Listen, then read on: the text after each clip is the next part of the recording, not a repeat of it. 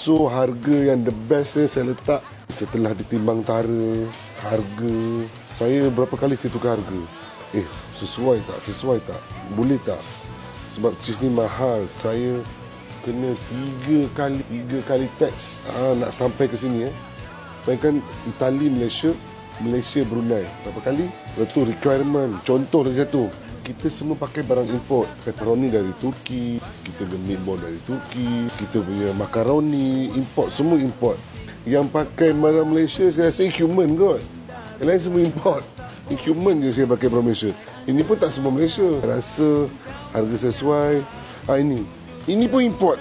Lagi kan cheese. Cheese import, makaroni pun import, tomato pun import. Tomato Itali panjang-panjang Dia panjang macam gini, panjang-panjang ni. Dia macam terung. So harga yang the best saya letak bermula saya ulang dengan harga RM15 kata orang sini, dan realitinya $15. Bermula $15. Memang kos saya melambung-lambung sangat. Orang rakyat Brunei sudi support saya, wajib support saya sebab saya nak sangat sampai Brunei ni. Bukan senang nak sampai sini. Macam-macam kena interview, boleh ke barang-barang tu nak kena reveal, nak kena lepaskan border. Ada ISO, saya dah bagi CJ halal.